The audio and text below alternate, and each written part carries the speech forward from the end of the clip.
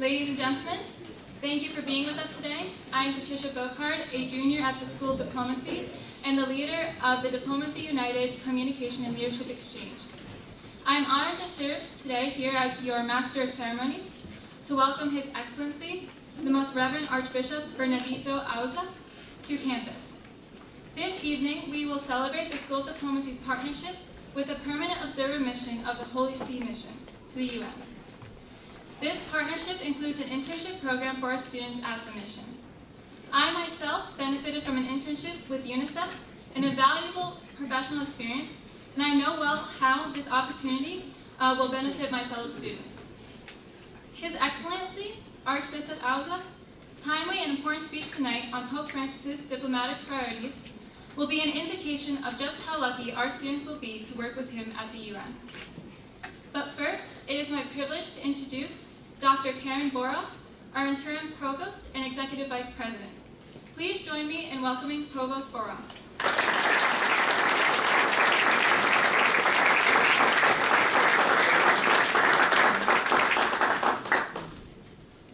While I'm not a theology student by any means, I felt I knew perhaps a bit more than most about the Catholic faith.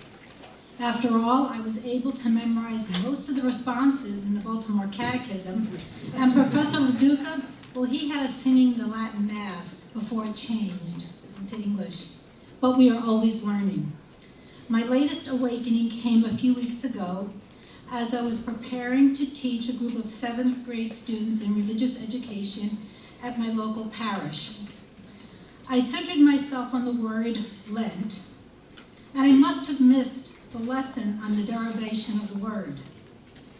I've come to know the word derives from lengthening, as in the lengthening of days. For my students then, we began to consider Lent as a time to lengthen our relationship with Christ. Your Eminence Tobin and Archbishop Auza, we are so honored that you are here with us. We are honored to have President and his wife, Mrs. Esteban, here. We are honored with Dean Bartoli and his wisdom. We are honored to have the members of the priest community with us and our faculty, students, and colleagues. We are especially honored that both of you have given us your gift of time to lengthen our partnership with the Holy See and likewise to lengthen our understanding of Pope Francis's diplomacy. Our university's motto, Hazards That Forward, inspires us and indeed impels us to go forward despite the hazards.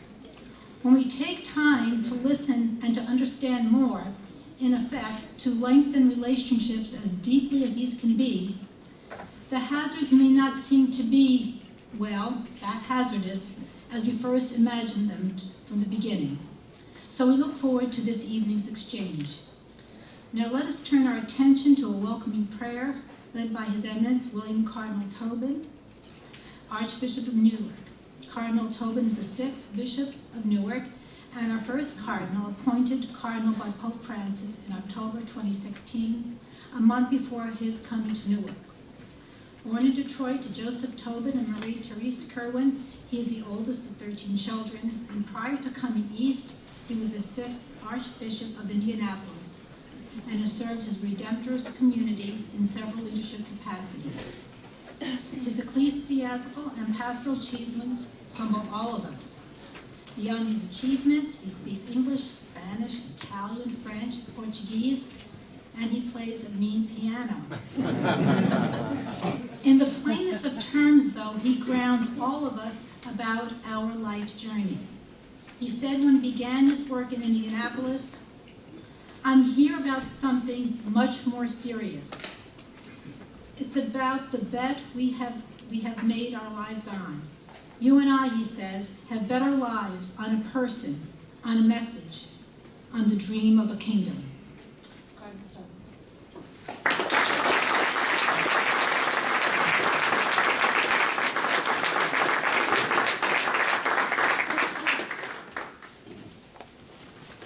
Let us pray.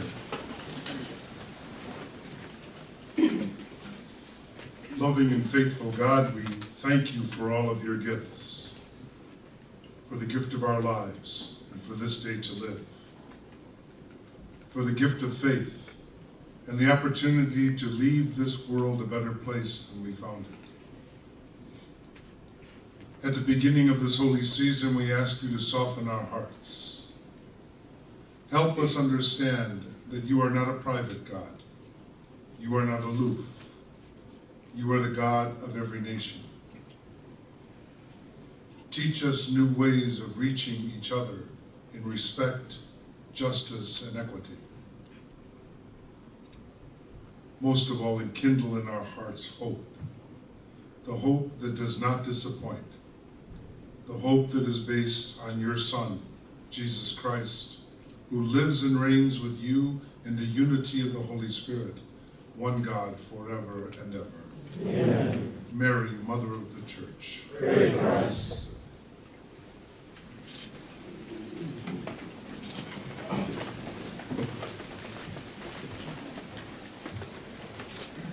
Thank you, Your Eminence, for praying with us and for sharing the celebration with us. On behalf of the students of Seton Hall University, I would like to welcome you to your new post and to our campus.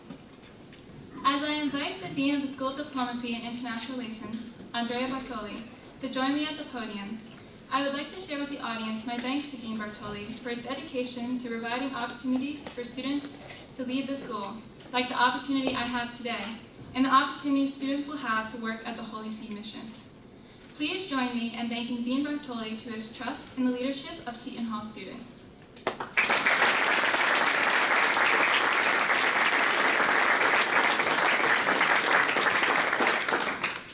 First of all, I would like to recognize in the audience all of you. So let's give yourself a round of applause. But also His Eminence Cardinal Tobin, Monsignor Andreano, where is he? Here we are. Father Landry, very good. Monsignor Grisa, very nice. President Esteban and his wife Jo, very nice.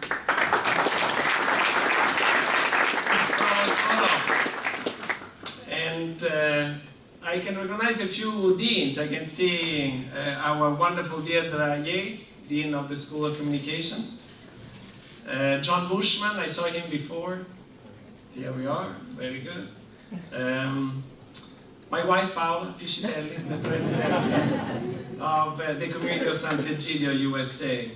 But I also would like to give thanks to President Esteban, Provost Borov, and the University Advancement Team for their support for the program. This is a wonderful occasion for us. It's really a coming together of so much. And Monsignor Raleigh of the School of Diplomacy, of the School of Theology, for co-sponsoring this with the School of Diplomacy. As you can see, I want to thank Catherine Rubin, Monsignor Chris again, and Father Landry for the work in designing the internship that we are going to approve and sign, and Miss Silvia Cenza, that is supporting the John Paul II scholarship that will allow students to intern at the mission. So thank you very much.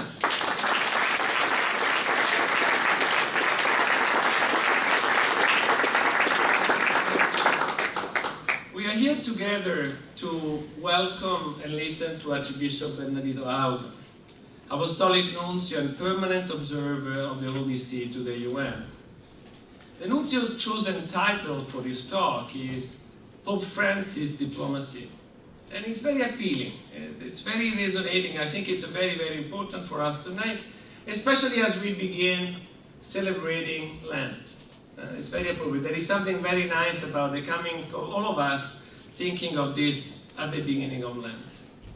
And I would like to point out in my brief remark that popes have been involved in diplomacy for a long time. A long time. Since the transition of the Roman Empire more than 15 centuries ago, the Church of Rome has played a crucial role in the making of history, especially through diplomacy. Especially through diplomacy. This long view of the Church is a blessing and a responsibility.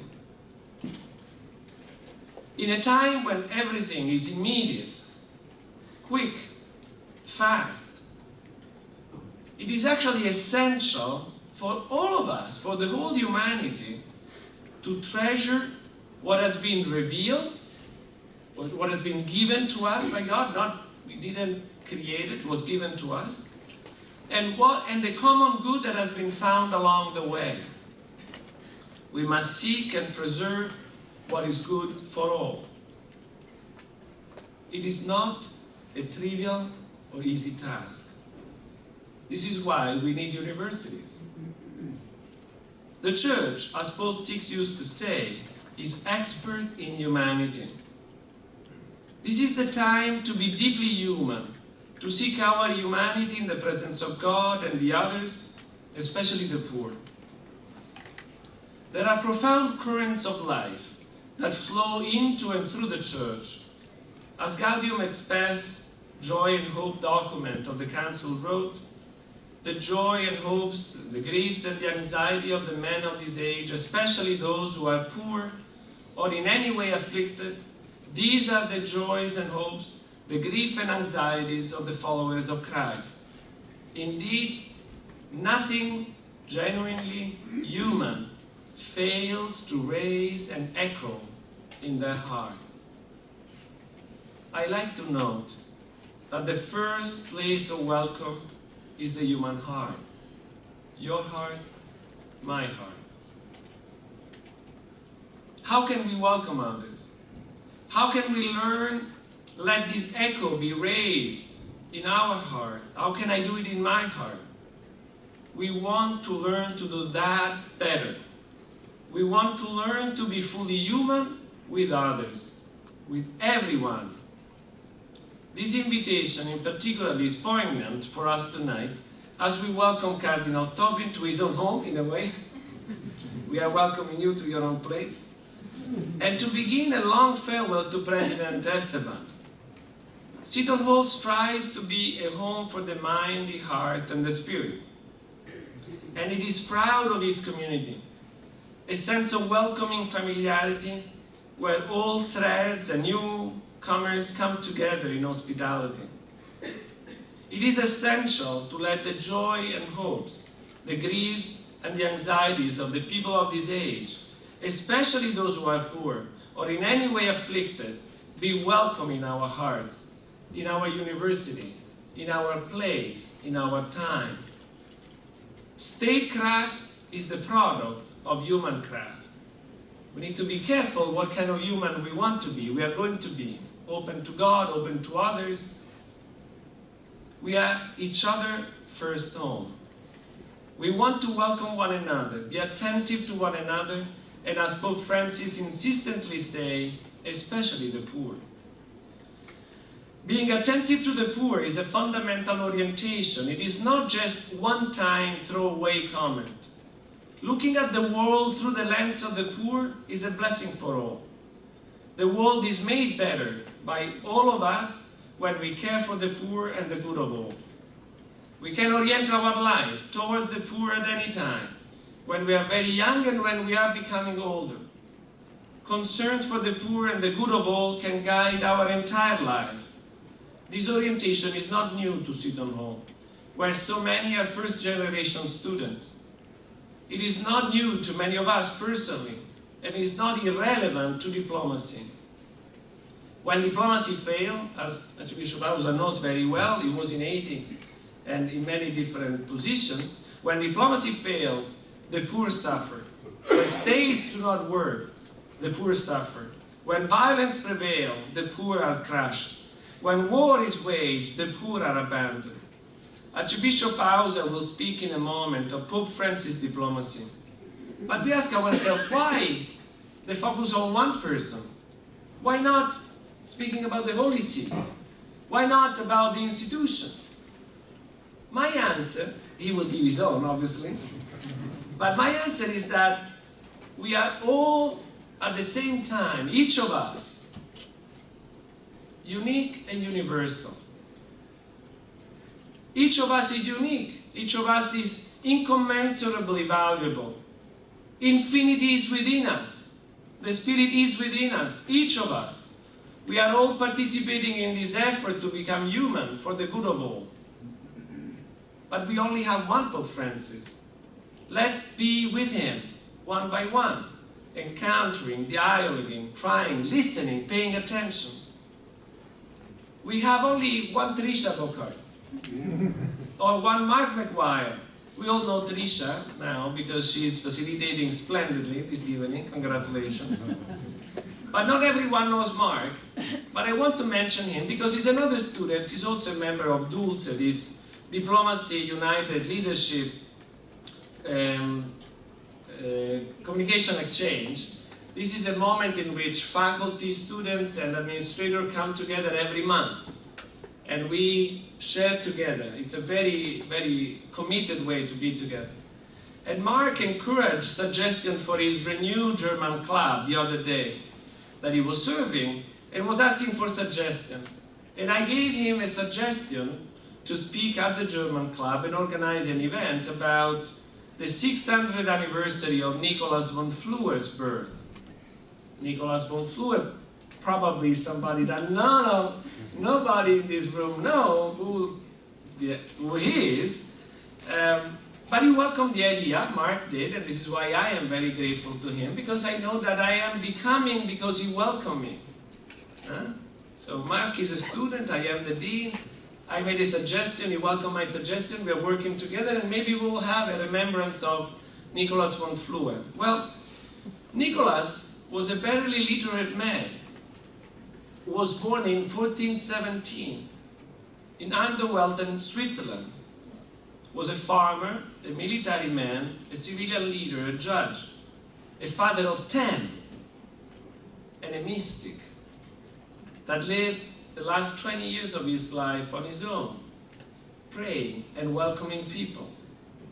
One day, he welcomed a delegation that was coming from a very nearby city called Stan. They were having a fight between rural canton and urban cantons.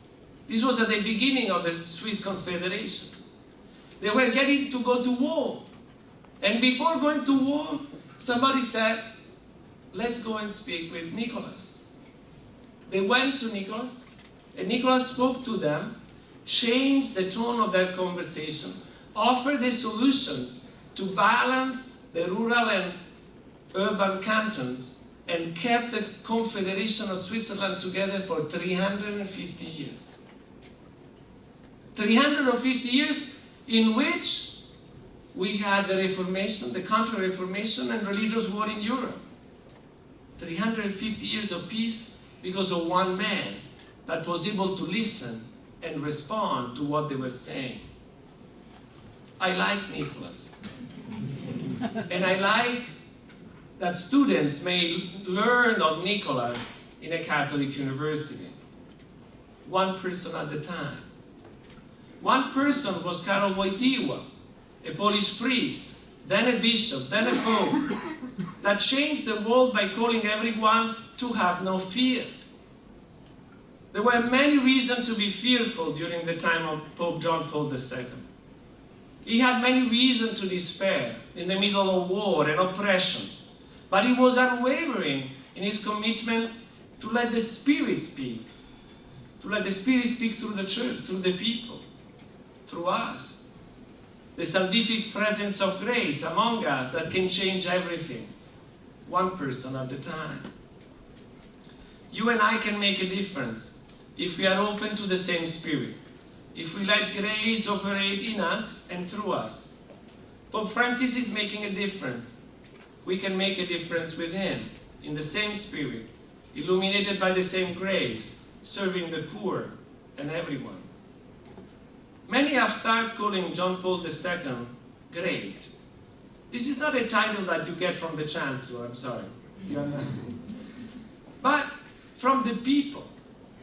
It's a tradition that started in Rome many centuries ago, and now is involving everyone. You know, everybody around the world is part of this process.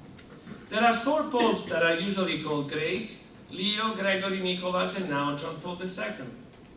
They were all peacemakers, all of them. They were all able to keep humanity together. They were all servants of history of grace. Remember Leo the First. He was a scholar, is more well known for his tome on Christology. He went to meet the armies of the barbarians with no weapons, no army, no other defense than grace. He welcomed and spoke and saved Rome and the people, especially the poor, from the scourge of war. Gregory the Sage, Nicholas, they were all people of peace. Today we are launching the John Paul II Fellowship that will link the School of Diplomacy with the Observer's mission to the Holy See, to the UN, especially through students. For us, it is an invitation to think carefully about international affairs, as John Paul II, Pope Francis, and the Church do, as caring for the whole humanity and our planet, our common home, as Pope Francis used the expression in his encyclical Laudato Si. So it matches well with Nostra Aetate, our time, the declaration on the relationship of the Church to the non-Christian tradition, so linked to Seton home. So, one person at a time, one home, the earth, one time, this time, our concern, the poor, the good of all, one by one, with Pope Francis, Cardinal Tobin, Archbishop Auza, the poor, the faithful, and all. We set ourselves to open ourselves to the Spirit and His grace. As a small practical step, we start with signing a John Paul agreement and take a picture. Is that right? As we proceed further, I would like everyone, especially the students, to pay attention to the lecture and identify 3 most relevant points for you. This is a good learning moment. So when you listen, think of the 3 most important things that you heard Archbishop Auza say. I will ask before the question and answer period for you to share them with the people around you. I like this to be interactive, not just receiving things. But I will be facilitating this at the end of the session, and so for the moment, welcome everyone.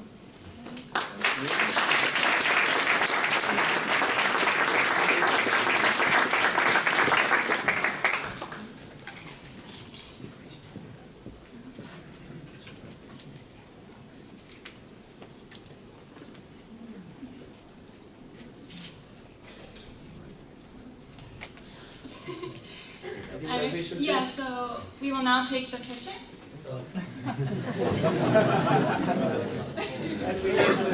We'll sign it.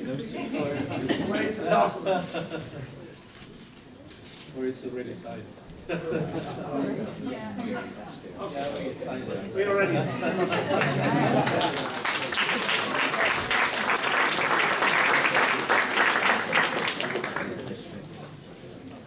Thank you, Dean Bertoli.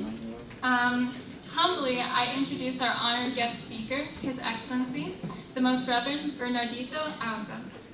Archbishop Auza is the titular Archbishop of Suecia, Apostolic Nuncio, permanent observer of the Holy See to the United Nations, and permanent observer of the Holy See to the Organization of American States. He was born in the Republic of the Philippines, like our university president, Dr. Esteban.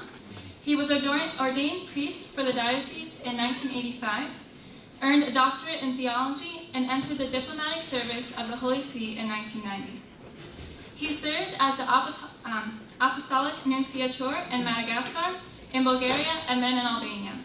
He then served in the Secretariat of State in the Vatican, and from there was appointed to the Permanent Observer Mission of the Holy See to the United Nations in New York. He was appointed Apostolic Nuncio to Haiti, and was ordained titular Archbishop of Suecia on July 3, 2008. He was appointed Permanent Observer of the Holy See to the United Nations in New York and Permanent Observer of the Holy See to the Organization of American States in July 2014. Please welcome His Excellency.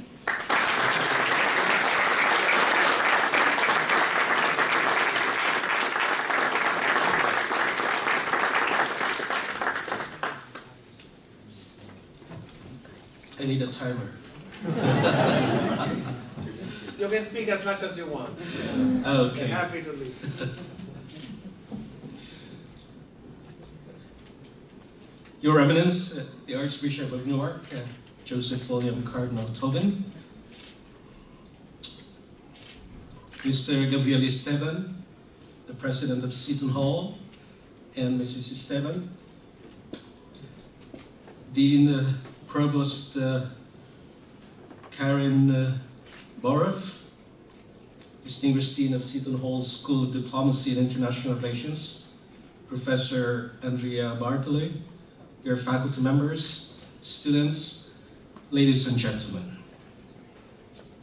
I am very pleased that my first act of Lenten penance is a talk at Seton Hall University.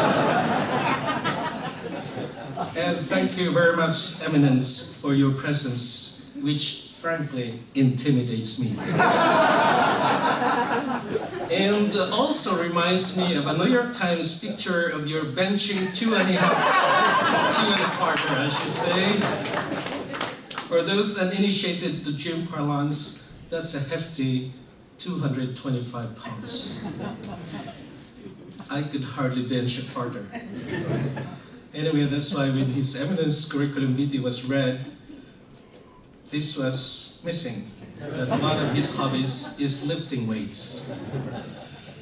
Thank you, Professor Bartoli, for giving me this opportunity to converse with the Seton Hall University community about Pope Francis' diplomacy, a topic that goes right to the heart of the Catholic identity of Seton Hall. In the history of the Church, we don't talk, and we don't like to talk, of ruptures and news talks. We talk of continuity, as seamless as possible, of a journey guided by the perennial doctrine, discerned in the context of a world constantly in flux. We love the image of St. Peter's boat sailing resolutely and placidly forward, although battered by gales and tossed about by the waves. And that's the way I would love to think of the diplomacy of the Holy See, of the diplomacy of Pope Francis.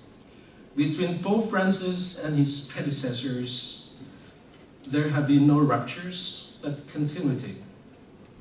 The Holy See diplomacy is a ministry and a task in a secular world in the name of the Church. And like all the other ministries and actions of the Church, it cannot but be bound by our fundamental principle of salus animarum suprema lex. Even in diplomacy, the fundamental principle is that the salvation of souls is the supreme law, even in diplomacy of the Church.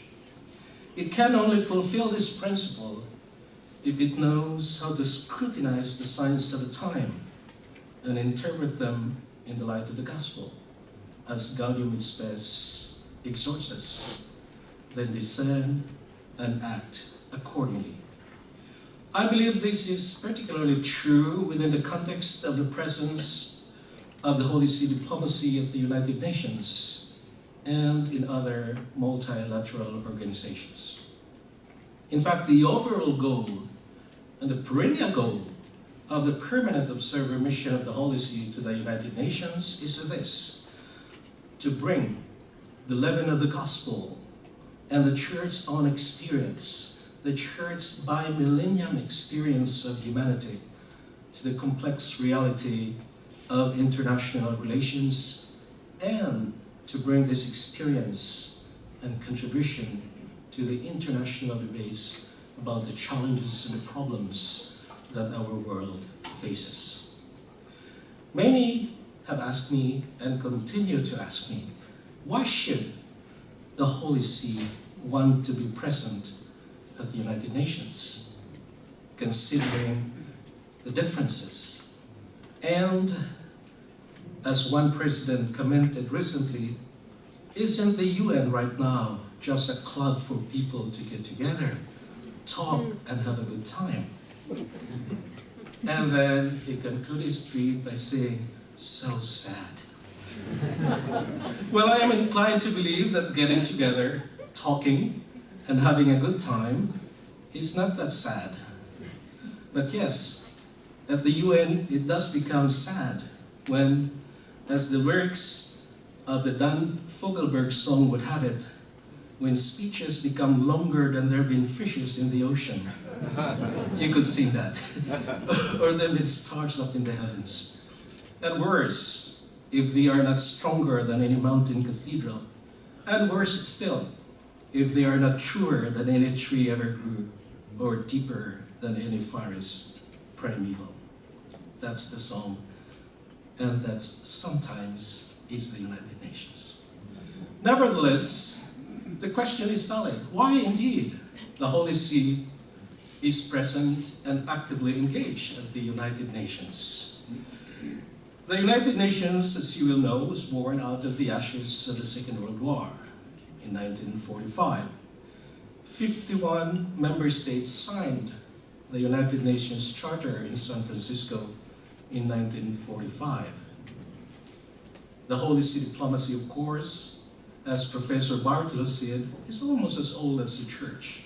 And if you were to ask me a specific date when formally diplomacy started, not only the Church but practically in the world, that was 452. As Professor said, more than 15,000 years ago. And now we have this UN after the Second World War. The Holy See knew that after the failed League of Nations, there was a necessity to have an organization who could take up the challenge to, in a sense, govern the world. And the United Nations was born. However, it was not love at first sight for the Holy See. In fact, when the United Nations was founded, the Holy See was somewhat cautious about it. It recognized the urgent need for an international organization to succeed the failed League of Nations, but has some serious concerns about how the United Nations was framed and conceived. One concern was that the UN Charter, even though it states the equality of all nations, it also allowed and allows the 5 winners of the Second World War to be veto-wielding powers. And obviously with that, the 5 permanent members were not equal among equals. And that still affects very much the United Nations, especially in our days, especially in questions like Syria or South Sudan. Another was that the membership was universal. You would think that the United Nations started as a very welcoming organization. But at the start, there were many countries, especially small countries, and countries whose independence were against the will of the colonial masters. They were not automatically admitted to the United Nations. And another one was that it seemed, even at that time, that the United Nations was rather, we might say, sometimes incapable of solving problems. And that's why even way back in 1953, Pius XII wondered, is the General Assembly merely an academy to formulate agreements that will never be put into practice?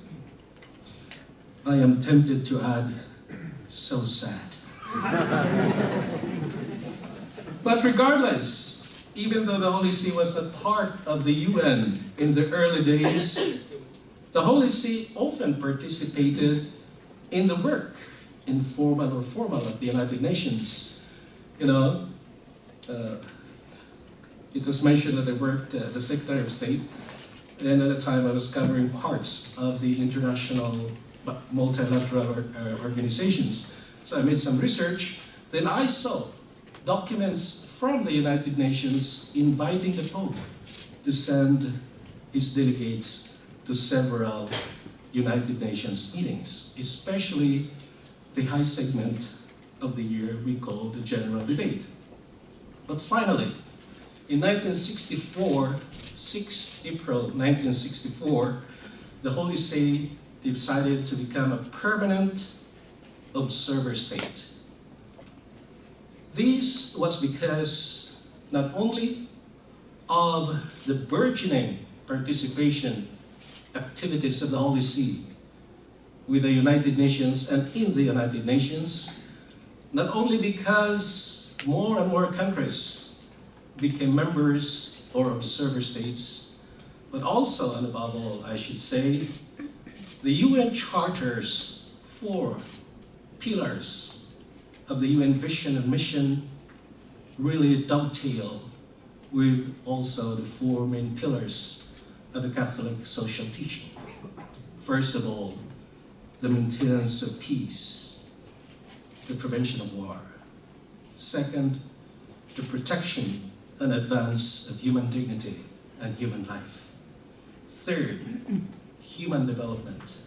And fourth, helping nations to keep the word and honor their obligations in international law and treaties. Those were, and these are, also very important points, objectives in the social teaching of the Church. So during these 53 years of existence of the Holy See Permanent Observer Mission to the United Nations in New York, we had 5 papal visits. The first one was Blessed Paul VI in October 1965. That was the Universal Expo in New York. He came just for a day. Yeah, even at the time, one could do it in a day. New York, Rome, New York, and back to Rome. And that was the only time, probably it is even more interesting, that Pietà left Italy. When Michelangelo's celebrated Pietà was the centerpiece of the Vatican Pavilion at the World Expo. At that time, Blessed Paul VI really was the first Pope to really explicitly and in front of the UN General Assembly to praise the United Nations. And then we have John Paul II twice, in 1979 and 1995. And then Pope Benedict in 2008, and Pope Francis in September 2015. And during all these visits, these were occasions for the popes to express the esteem for the institution which they considered as essential for the world.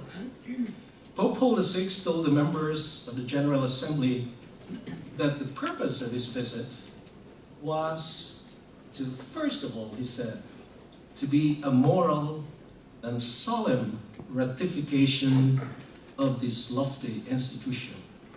It was really a seal of approval. He said, the edifice that you have constructed must never collapse. It must be continually perfected and adapted to the needs that the history of the world will present. John Paul II even went further by talking about areas of collaboration between the United Nations and the Church, saying, although their respective purposes and operative approaches are obviously different, the Church and the United Nations constantly find wide areas of cooperation on the basis of their common concern for the human family. This is really an echo, almost a copy of what Gaudium is Spes tells us, especially Numbers 76 and on the nature of the relationship between the Church and state.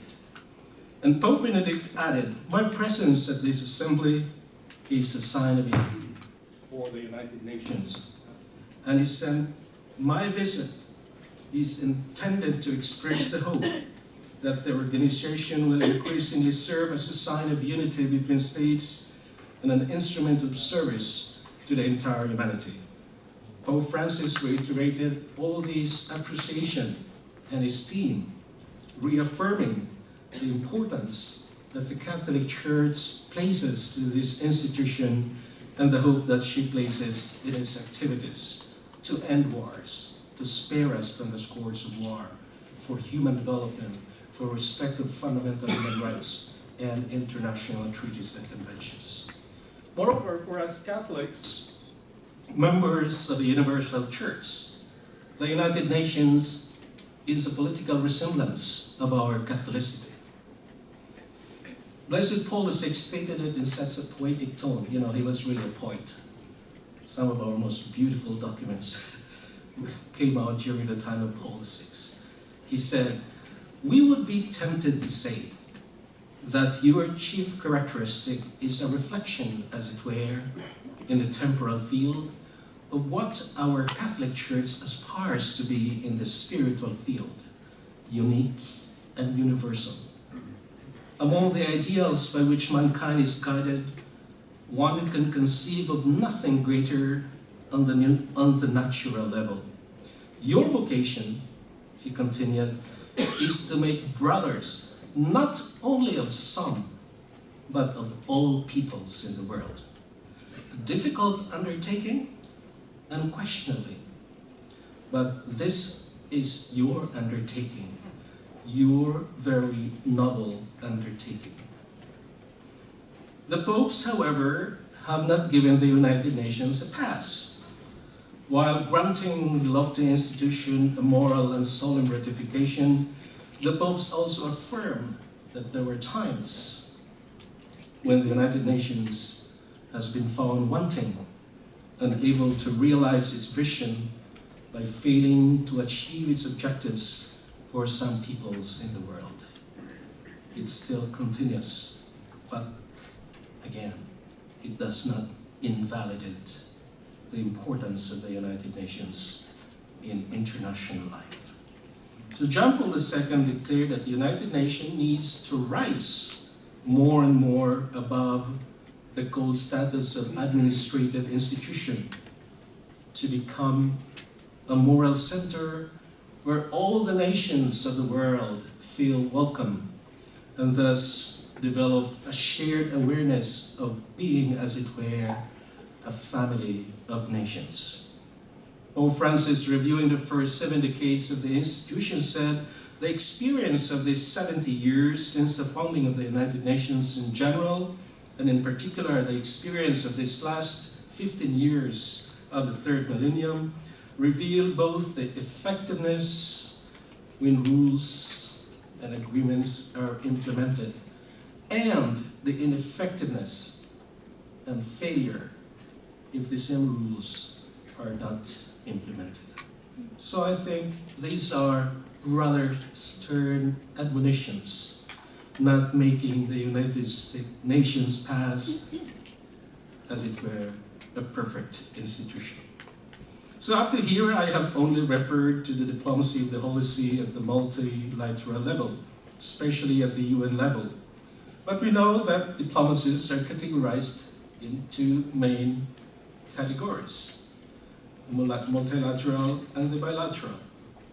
At the bilateral level, today the Holy See has diplomatic relations with 182 countries out of 193. And the Holy See has 116 apostolic nunciatures and permanent missions to international organizations. Endowing the Holy See, therefore, with one of the vastest diplomatic network in the whole world. And if we consider our bishops, our priests, men and women religious, catechists, and committed lay people as our equivalent to operatives of the American CIA or the old Soviet KGB, nobody can beat us in information gathering and grassroots operations. In one of the countries where I worked, a political officer of a very powerful country's embassy proudly announced to me that her ambassador was about to inaugurate a dam and irrigation system that her government had financed. And I said to her, "Do you know that the dam and the irrigation system are being built on the property of the Speaker of the Parliament? She was shocked. She didn't know it. How was it possible when her embassy was staffed with more than 100 people and there were only a couple of us at the Institute, that I could have had better intelligence? The thing she didn't know was that there were dozens of nosy sisters in the villages where the project was being built. So when I next saw our very efficient intelligence operatives, I had to thank them profusely for the wonderful work. That's how really we work on the field. So many of our informations, very good, you might say, data for us to reflect and to act upon are really provided by all these categories of people I mentioned. Of course, not the least, the bishops. Now that I am at the United Nations, His Eminence gives this information to the nuncio in Washington, and not to me. Now, given the time constraints, I must now start the second part of my talk, namely the priorities of Pope Francis' diplomacy that we in his service must concretize on the ground. But before mentioning specific issues that we work to advance at the bilateral and multilateral levels, I would like first to highlight a very fundamental theme in Pope Francis' diplomacy. I refer to the theme of encounter and dialogue.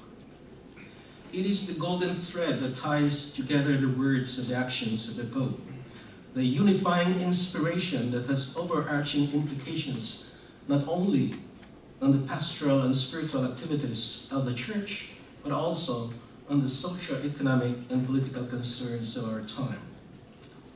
Just think of Laudato Si, how much it helped the world arrive at an accord. Pope Francis especially relates the culture of encounter to solidarity and charity. When he speaks about social issues and about questions with the biggest political implications, he constantly affirms a diplomacy of encounter, leading towards better mutual knowledge and mutual respect. It's a diplomacy, he says, that favors the weaker nations. It is a diplomacy that favors the rule of law over the law of force. Honest and cordial relations among nations over mutual suspicions. A culture of encounter cannot happen by building walls and being isolated, but only and above all by building bridges and opening doors. I can cite dozens of reflections of Pope Francis on this, but given the time, and insofar as Seton Hall is a top university, I don't want to rob the students of the pleasure of doing research and doing their homework. So the issues in which Pope proposes a diplomacy of dialogue, bridge building and encounter, are social issues with very strong political implications. So people ask, why should a church, why should Pope Francis talk about these things? These are controversial social and political issues.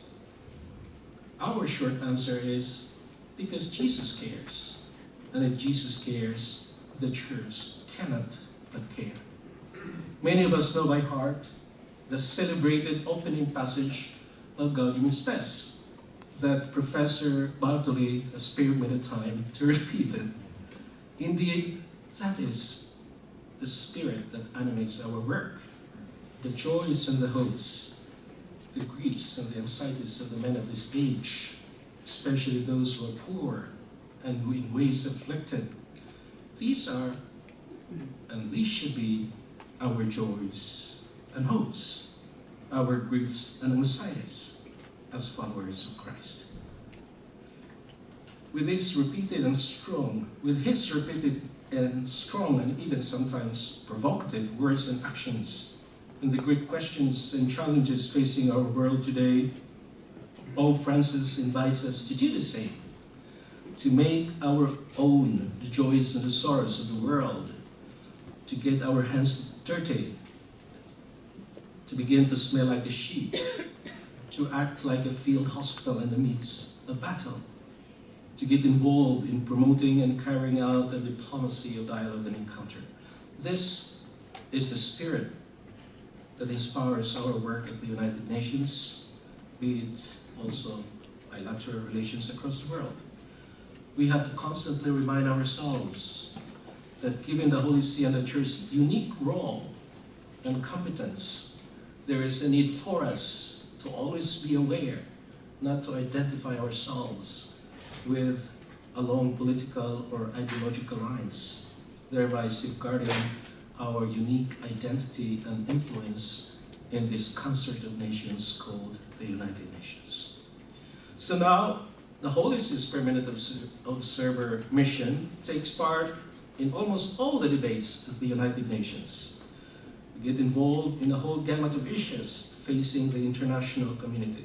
But if you were to ask me to specify priority commitments we have, at least here, 2017 and on, following the lead of Pope Francis, I would offer you 6 specific questions or themes in which, especially this year, we are completely committed. The first of these themes is the pursuit of peace in war-torn areas. That the world is in a bad shape is clear in the number of conflicts that the world that continue to rage in the world today.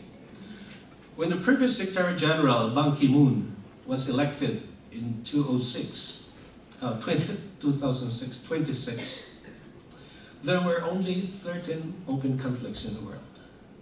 When he was about to leave this year, especially, he said this last year, there are 39 open conflicts and 11 situations of intense tensions, situations which are ready to explode into open conflicts. That make 50.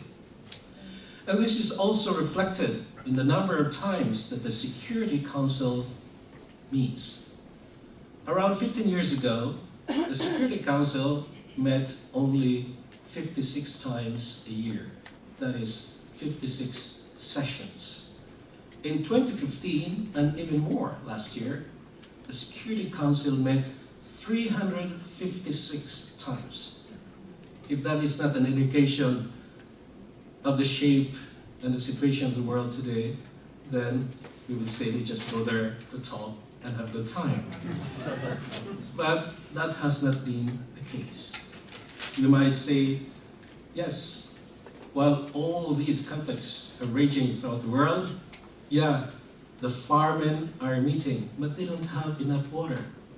And even worse, they are quarreling and cross-vetoing on the horseshoe table while the world is on fire. I'm not critical, but I'm stating a fact. So for us, no month goes without reiterating the Pope's appeal for peace and echoing the cries of those in war-torn areas for international community, especially the Security Council, to act. Twice a month, the Holy See Mission intervenes at the debates of the Security Council, and it's above all to remind the world and the members of the Security Council above all about this situation in the world, and to reiterate our fundamental principles on the question of war and peace. Pope Francis told the UN General Assembly in September 2015, war is the negation of all rights. That is very lapidary. And thus we must tirelessly work to avoid war between nations and peoples. Practically, the new Secretary General has picked this up in trying to emphasize and underline every time he gives a speech and every time he gives an interview. He said, my objective is to make prevention the most fundamental objective of the United Nations now. If there is no prevention, it's very hard for us to stop a war and to build peace afterwards. In a particular way, we try to make sure in our times that the voice of the Christians and other ethnic and religious minorities, those victims of persecution, not only in the Middle East, not only in Nigeria, not only in the 13 Islamic states where most of the persecutions took place, but also in some dictatorial regimes. The second priority we have, and closely tied to the first, is the pursuit of disarmament, in particular nuclear disarmament and abolition. This year could turn out to be the most important year on the question of nuclear disarmament after 1968, when the Nuclear Non-Proliferation Treaty was adopted. If the world international community could succeed in negotiating for a nuclear ban treaty, and we will be very active on that. The third is responding to the crisis of migration, refugees, and internally displaced people across the globe. We know that this has been primordial in the priorities of the Church. But since 2015 alone, 255 million people crossed international borders, and 65.3 million of these peoples qualify as refugees, which means that they were driven out of their homes and countries because of wars and persecutions and violence. Otherwise, you are not a refugee without those.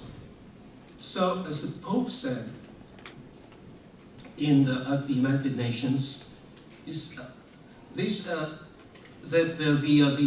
question of migration is very, very fundamental in his priorities. And to say that migration is a huge issue in the United States of America as well is to major in understatement. Regardless of which side of the wall of the argument, I should say, you are on, everyone knows how huge it is. And consequently, if you ask the Cardinal here, it is a priority pastoral issue for the whole Church, starting with the U.S. Conference of Catholic Bishops. I think there are just so many citations, beautiful words of the Holy Father on this question. But I would just like to refer to one of them. And that is his address to the Joint Meeting of Congress, or the Joint Congress on September 24, 2015. There, against the backdrop of Martin Luther King's famous I Have a Dream speech, Pope Francis said that the dream continues, that America continues to be for many a land of dreams. Dream that lead to action, to participation, to commitment. And perhaps the best remembered passage of that address was this passionate plea. He said, in recent centuries, millions of people came to this land to pursue their dream of building a future in freedom. We, the people of this continent, are not fearful of foreigners, because most of us were once foreigners. I say this to you as the son of immigrants, knowing that so many of you are also descended from immigrants. The fourth priority we have, according to the priorities of Pope Francis, is related to the third, and that is the fighting human trafficking and other forms of modern slavery. Again here, Pope Francis is universally recognized as a moral leader, as the leading moral voice in the fight against human trafficking. And he has made it sure that we know that this is a defining priority of his papacy. So human trafficking, he said, is an open wound to contemporary society, a scourge upon the body of Christ. It is a crime against humanity. He said it is not a crime. You cannot say that it's a crime somewhere in Africa or in poor countries. He said this crime is in your backyard, it's under your nose, and you cannot see that you don't see it. And therefore, he said, it's for all of us a time for action. The fifth priority we have is seeking to lift people out of extreme poverty. I would not elaborate on that. Professor Bartley also has spoken about that. But in his address to the UN General Assembly, Pope Francis made it sure that these presidents and prime ministers would hear it. He said economic and social exclusion is a complete denial of human fraternity. And unfortunately, with our culture of our wasteful culture, the poor, those who are suffering the most, are victims, are casualties of today's widespread and quite growing culture of waste. The sixth, and the last one that I would mention, is a constant priority for our mission. It is always a fundamental and constant priority, the defense and the promotion of the dignity of every human person and of the family. This is constant because there are always attempts, especially in the part of some countries, especially in the European Union, I should say. Many parts of the European Union, there is always an attempt to attack the sacredness of every human life and the meaning of marriage and the family. Pope Francis, before the United Nations General Assembly, called for respect for the sacredness of every human life as a cornerstone of whatever promotion, human promotion, we could think of.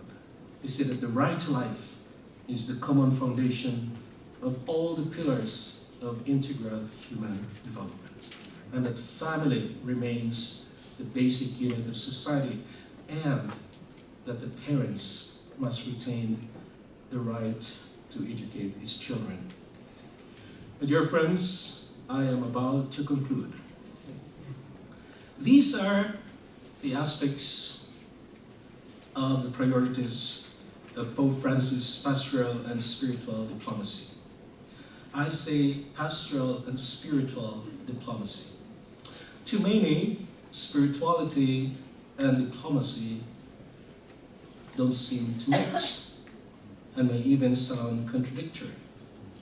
Diplomacy for them is practically synonymous with two things. First, with guile, the willingness to lie placidly for the sake of one country's interest. And second, with worldliness, with those endless receptions with caviar and champagne. So when, as a part of my duties, I have to eat caviar, I can almost just imagine St. Paul standing beside me, whispering in my ear, "Eat caviar as if you were not eating it." And drink the chilliest of vodka as if you were not drinking it. But I shouldn't tell you this on Ash Wednesday. Very, very appetizing. So my dear friends, knowing fully well that there is much more to diplomacy than guile and caviar. Indeed, that guile and receptions are not the core of diplomacy. I insist on talking of a spiritual diplomacy of the Holy Father. Diplomacy understood in this way is a charism, and we know what charisms are in our teaching. Charisms are always for the good of the community and not for the one who exercise or who are gifted with them. In this sense, diplomacy is an essential quality, is an essential art of a leader whose objective is not his own, but the good of the community, and whose means to achieve that objective is selfless service. This is Pope's diplomacy before the world as we see it. So we should understand, therefore, his diplomatic style and substance primarily with a spiritual key, conscious of the fact that no matter how famous he has become, or how respected he is among world leaders and ordinary citizens, he remains, after all, primarily our pastor and teacher. And that's why he remains for us our Holy Father.